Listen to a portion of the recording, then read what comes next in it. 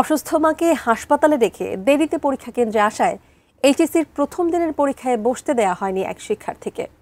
সামাজিক মাধ্যমে ওই শিক্ষার্থীর আর্তনাদের একটি ভিডিও ছড়িয়ে পড়লে ব্যাপক প্রতিক্রিয়া সৃষ্টি হয়। ভিডিওটি নজরে আসে অন্তর্বর্তী সরকারেরও। পরে ওই শিক্ষার্থীকে উদ্বিগ্ন না হওয়ার অনুরোধ জানিয়ে বিবৃতি দেওয়া হয় সরকারের পক্ষ থেকে। তবে কি ওই পরীক্ষা দেওয়ার সুযোগ পাবে সেই শিক্ষার্থী? বিস্তারিত আরিফ হাসানের প্রতিবেদনে। গত বৃহস্পতিবার থেকে সারা দেশে শুরু হয়েছে এইচএসসি পরীক্ষা। প্রথম পরীক্ষার দিনই দেরিতে কেন্দ্রে পৌঁছানোর কারণে পরীক্ষায় অংশগ্রহণ করতে পারেনি এক শিক্ষার্থী। নানা আকুতি মিনতি করেও সুযোগ পাননি পরীক্ষায় বসার। পরীক্ষা দিতে না পেরে কান্নায় ভেঙে পড়েন ওই শিক্ষার্থী। ঘটনাটি ঘটেছে রাজধানীর মিরপুর সরকারি বাংলা কলেজ কেন্দ্রে। সামাজিক মাধ্যমে ওই শিক্ষার্থীর আর্তনাদের ভিডিও ছড়িয়ে পড়লে ব্যাপক প্রতিক্রিয়ার সৃষ্টি হয়। জীবনের সব আয়োজন এখানে একসাথে।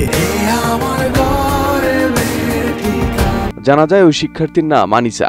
তিনি রাজধানীর ল্যাবরেটরি স্কুল অ্যান্ড কলেজের ছাত্রী। আনিসার বাবা 2 বছর আগে মারা গেছেন। একমাত্র অভিভাবক তার মা ওই দিন সকালে মেজর স্ট্রোক করেন।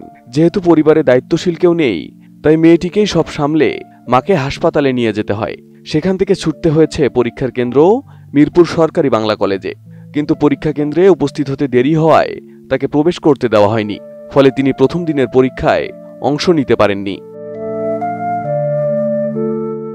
আনিসার আহাজারির এই ভিডিওটি সামাজিক মাধ্যমে ছড়িয়ে পড়লে নজরে আসে অন্তর্বর্তী সরকারের। শুক্রবার অন্তর্বর্তী সরকারের প্রধান উপদেষ্টার এক ফেসবুক পোস্টে জানানো হয়, আনিসার পরীক্ষা নেওয়ার বিষয়টি বিবেচনায় নিয়েছে সরকার।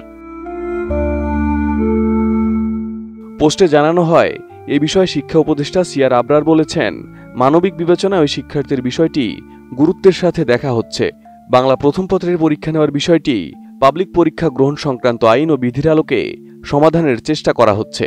আনিসার এই দুঃসময়ে সমবেদনা জানিয়ে সরকারের পক্ষ থেকে উদ্বিগ্ন না হওয়ার অনুরোধ জানানো হয়।